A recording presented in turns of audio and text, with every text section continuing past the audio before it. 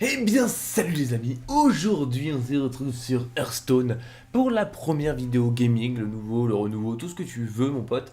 Et aujourd'hui on va tester un deck, enfin tester, moi j'ai déjà testé, vous allez le voir, c'est le Big Pret.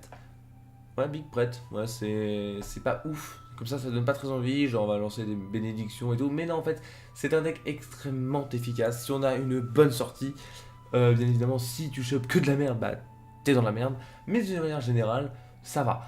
Alors en gros, là on a que du deck vraiment. Tu niques ta race toi. On a que du deck vraiment pour l'instant, ça c'est vraiment fait pour tempo. En fait, on va vraiment vouloir en faire en sorte que le mec ne nous casse pas trop les couilles. Pareil, ça c'est pour empêcher tout ce qui nous embête. Ça c'est pour clean. Ça c'est pour nous rendre la vie au cas où.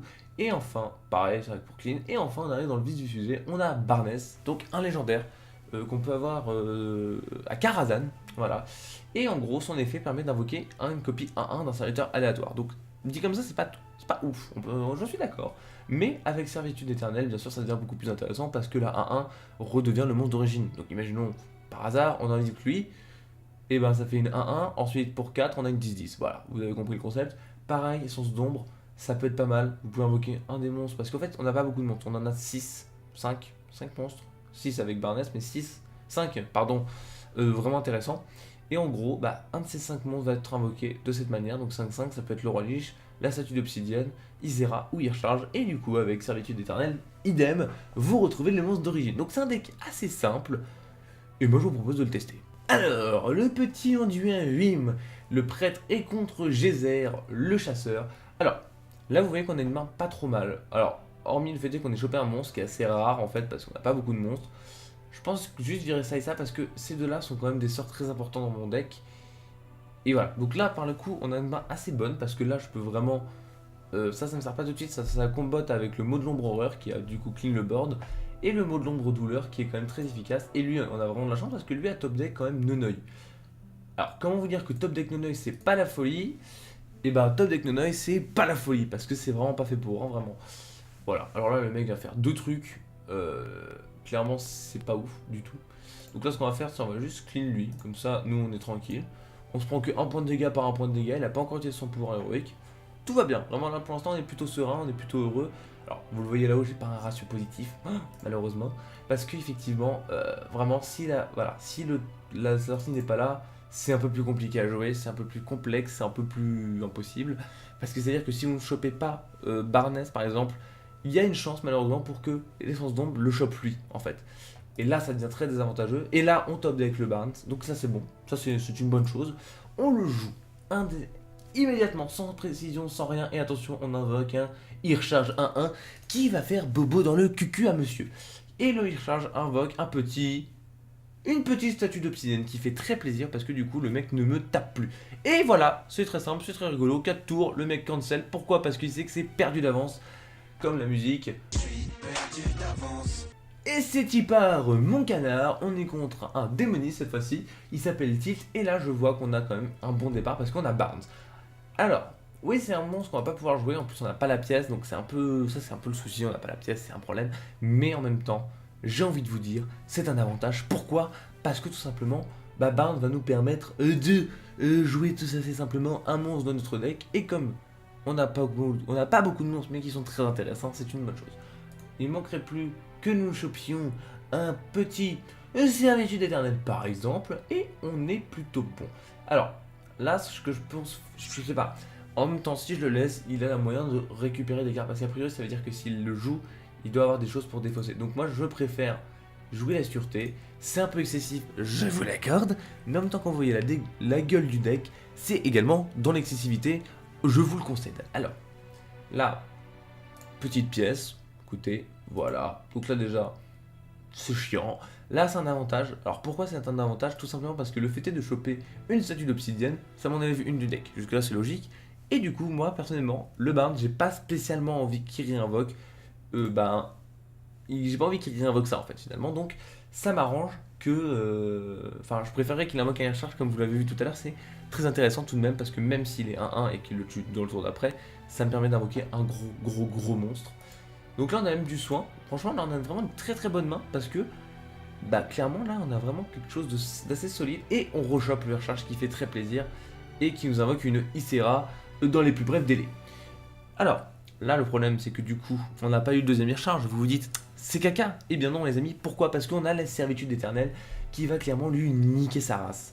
Parce que du coup on va invoquer une 10-10 tour 5, et clairement, il n'a rien pour la gérer, puisqu'il n'a même pas de quoi faire, je sais plus le nom du sort exact, mais celle qui détruit, qui rend 3 points de vie, j'ai un trou.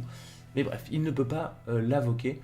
Alors, du coup, c'est un gros problème pour lui, et d'autant plus que au prochain tour, je pense même plutôt faire un petit silence de masse, à moins que je chope une potion réductible, ça pourrait être quelque chose d'intéressant. Ça pourrait être quelque chose de très intéressant, et je ne l'ai pas malheureusement.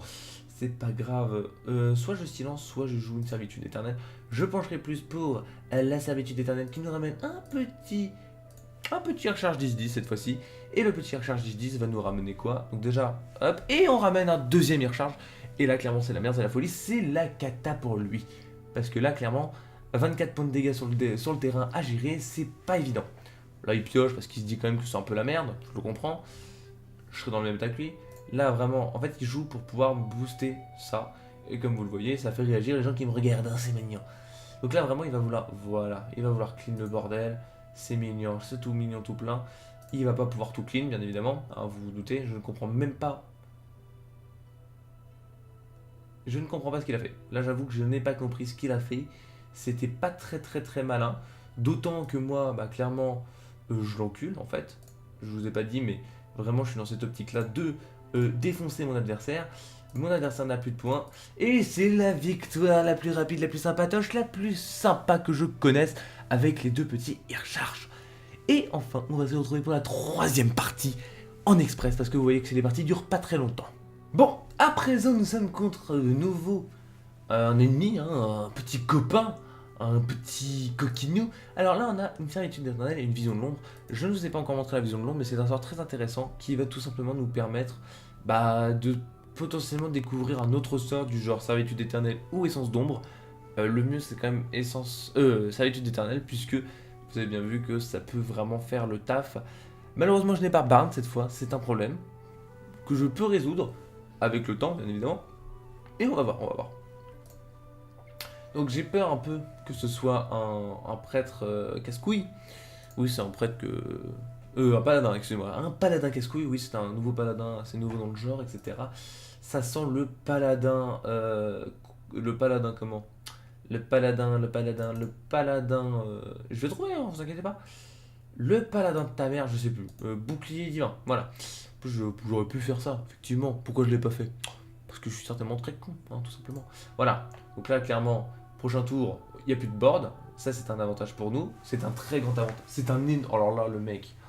Alors là, c'est possible que le mec cancel sans avoir même vu la composition de mon deck, parce que tout simplement, je lui bousille son terrain, il ne reste plus que 3 cartes en main. C'est un souci pour lui, et j'ai encore une fois de quoi clean le board, et peut-être une deuxième fois avec la vision de l'ombre. Et donc ça, c'est très la mauvaise chose pour lui. Et la très bonne chose pour moi, tout simplement. Donc là, si on top deck Barnes au prochain tour, c'est un énorme avantage qu'on se crée, parce que vous avez vu que le Barnes avait été très charitable avec nous, et s'était fait le plaisir de nous invoquer 2 recharges, et ça fait plaisir. Bon alors bien sûr, le monsieur à faveur divine, la faveur divine qui fait chier, je vais pas vous mentir, qui fait même très chier. Bon, c'est pas grave. Ouh, ça c'est plus grave. Bon, ça on va le garder. Pour l'instant, c'est vraiment pas, c'est pas la folie. Ça je le bute parce que clairement comme ça, elle s'est fait et ce n'est plus à faire. Dans 2 tours, on pourra faire notre première essence d'ombre. Et là, ça va être le loto. Parce qu'il y a une chance pour qu'on change Barnes et c'est pas ce qu'on veut. On veut pas un Barnes 5-5, ça ne sert à rien, ce n'est pas utile. Nous, à la rigueur, on veut bien un Roi Lich 5-5, un Isera 5-5, un Irchar 5-5, ça ce serait le feu de Dieu, voyez-vous. Mais on s'en fout complètement d'avoir notre ami. Ah là. On va peut-être avoir finalement ce qu'on a dit, ce qui est pas ouf. Alors là, ce qu'on peut faire, tout simplement, on va juste, encore une fois, clean son board, parce que finalement, c'est tout ce qu'on cherche à faire depuis ce début de game. Parce que le but du big prêtre, c'est, enfin, généralement du big tout court, c'est de survivre. Parce que le début est très long, le début, il n'est pas fameux, sauf quand évidemment on a Barnes, mais sinon le début n'est pas fameux, et du coup il nous faut du temps, tout simplement. Il nous faut le temps d'installer les choses tranquillement, PPR, comme ça. Donc, voyez-vous, on a atteint le rang 6, le tour 6. J'ai clean 2 fois son board, il n'a pas beaucoup de cartes en main, il n'a pas non plus beaucoup de monstres en fait. Et là, clairement, prochain tour, je peux invoquer une 5-5. Alors, est-ce que ça va être un monstre désiré? Nous allons voir ça tout de suite. Et oui, c'est tout à fait correct, puisque là, il va devoir claquer tout le monde dedans, me rendre, dans ces cas-là, plein de points de vie. Et dans tous les cas, au prochain tour, j'en invoque une 4-8 de ce même niveau. Et c'est très intéressant, parce que du coup, on la rentabilise. D'autant que ce monstre va détruire un de ces deux monstres. C'est pas les monstres qu'on cherche à détruire, mais ça fait toujours salement sur son terrain. Alors là, clairement, qu'est-ce qu'on peut espérer? Eh bien, tout simplement que la 6-5 passe, parce que en tout cas, elle va passer. Et là, il a bien compris qu'il va devoir faire ça s'il ne veut pas être dans la panade après. Et il a eu de la chance. Il a eu de la chance, on peut le dire. Il a eu de la chance, il a eu de la chance. Ce n'est pas grave. Je ne vais pas tout de suite claquer la servitude éternelle, parce que j'ai plutôt envie de la garder pour recharge, toujours le recharge qui est très très très intéressant, parce qu'il me permet d'invoquer tous les monstres de ce putain de deck. Et ça fait plaisir. Bon, là il s'avère que j'ai pas eu trop de chance parce que le mec s'est décidé à me faire chier. Est-ce que je vais continuer à clean? Certainement. Certainement. Je pense même... Je peux faire les deux en vrai. Je vais faire les deux en fait. Je vais faire ça, tac et tac. Je vais appeler le loup, j'aurais un peu le seum. Clairement le mec là je pense... à sa place, moi j'en aurais marre personnellement, mais le mec commence à peut-être en avoir marre que je lui clean son board parce que ça fait quand même 3 fois. Hein. 3 fois, 4 cartes en main. Moi j'ai un monstre 4-8. Franchement, et vraiment son effet à lui est infâme. Et c'est la victoire pour la 3e fois consécutive, parce que le mec a cancel, parce que le mec était dans le mal. Et moi, je suis heureux quand les gens sont dans le mal, quand mes ennemis sont dans le mal. Et en plus, on découvre une petite claire de côté du Nord doré, et ça fait plaisir. Et bien voilà, c'est la fin de cet épisode, c'est la fin de cette vidéo, c'est la fin de tout ça. C'était un deck extrêmement intéressant, vraiment, c'est un deck assez drôle à jouer, vous avez bien vu. Il est pas très compliqué à jouer en vrai, il faut juste avoir temporisé correctement et ne pas en prendre plein la gueule. Vous avez vu, je vous mettrai la decklist dans la description parce que c'est quand même un deck sympa. Pas très très cher en somme parce qu'il y a moins de légendaires que dans le Big Druid par exemple. Dans celui-ci il n'y a que 5 légendaires. C'est assez rentable, dont une gratuite. Donc mine de rien déjà ça fait pas mal, parce que si vous avez Karazhan vous l'avez gratos, donc ça fait que 4 légendaires à craft si vous le voulez, donc c'est pas ouf. Sur ce, moi je vous dis à la prochaine, n'hésitez pas à liker, commenter tout ça, et allez, peace.